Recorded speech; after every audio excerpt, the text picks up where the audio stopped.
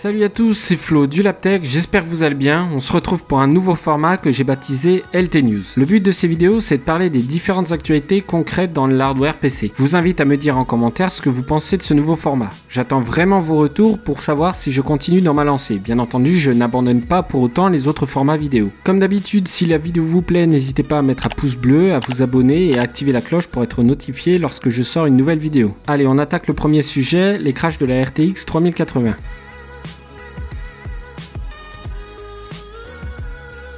Comme vous avez pu le voir, la RTX 3080 n'a pas fini de faire parler d'elle. En plus des problèmes de stock inexistants, un problème de stabilité fait de plus en plus de bruit depuis une semaine. J'ai tardé à faire une vidéo sur le sujet car je voulais attendre un peu le retour des différentes marques pour avoir un peu plus d'informations concrètes plutôt que juste spéculer sur l'éventuelle origine du problème. Pour rappel, la première fournée des RTX 3080 fait écho de problèmes de stabilité et de crash. Ce crash visiblement apparaît lorsque la RTX 3080 dépasse la fréquence de 2 GHz. Pour rappel, la fréquence de base de la RTX 3080 est de 1440 MHz et sa fréquence boost est de 1710 MHz. Donc sur des cartes qui respectent les valeurs de la Thunder Edition, pas de problème. Pour les versions overclockées d'usine, c'est pas forcément la même histoire. Alors c'est bien gentil tout ça, mais c'est quoi la raison de ces crashs? Eh bien il semblerait que ce soit un problème matériel, plus particulièrement situé au niveau des condensateurs chargés de réguler la tension du processeur graphique. Alors je vous passe les détails techniques, d'autres chaînes ont très bien traité le sujet. Grossièrement, ce qu'il faut retenir, c'est que les cartes sont constituées de deux types de condensateurs.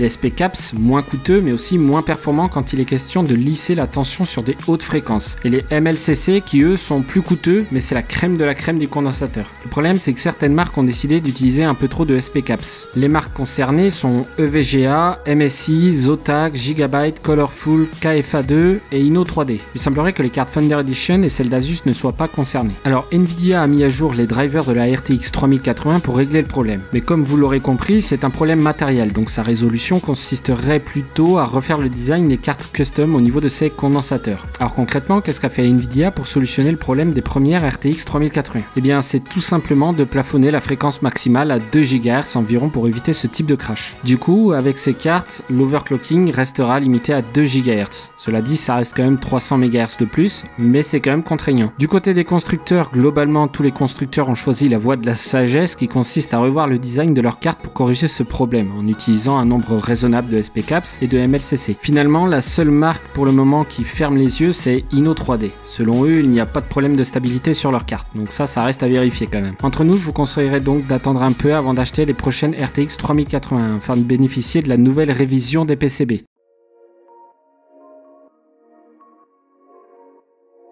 Microsoft a racheté ZeniMax Media et sa filiale Bethesda pour la petite somme de 7,5 milliards de dollars, rien que ça. L'idée qu'a Microsoft derrière la tête, c'est de centrer sa stratégie sur l'Xbox Game Pass, enfin sur le Game Pass de manière générale. Pour rappel, le Game Pass permet d'avoir accès à un catalogue de jeux à la demande en échange d'un abonnement, qui est de 9,99€ par mois pour l'offre standard et l'offre Ultimate est à 12,99€ par mois. Donc Microsoft souhaite enrichir son catalogue de jeux grâce à ce rachat. A noter aussi que EA Play viendra rejoindre les rangs du catalogue Microsoft Game Pass d'ici la fin de l'année, offrant la possibilité de jouer aux jeux EA via le Game Pass Ultimate, et ce sans coût supplémentaire. Donc c'est plutôt une bonne nouvelle car ça va vraiment venir gonfler le catalogue de Microsoft qui s'étoffe pas mal de jour en jour.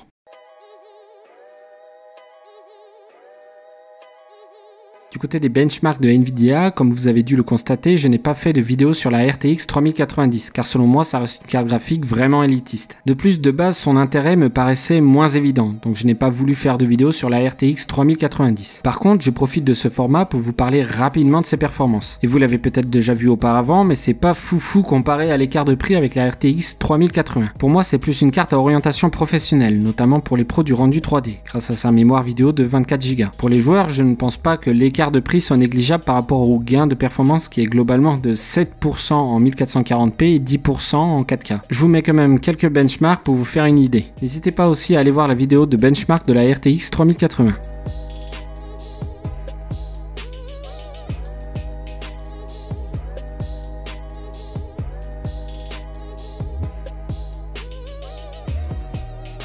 Voilà, c'est tout pour cette vidéo, j'espère que vous a plu. Comme d'habitude, si la vidéo vous plaît, pensez à mettre un pouce bleu, à vous abonner et à activer la cloche pour être informé lorsque je sors une nouvelle vidéo. N'hésitez pas non plus à poser vos questions en commentaire et à me dire ce que vous avez pensé de ce nouveau format. Sur ce, merci d'avoir regardé la vidéo, portez-vous bien, à la prochaine, ciao!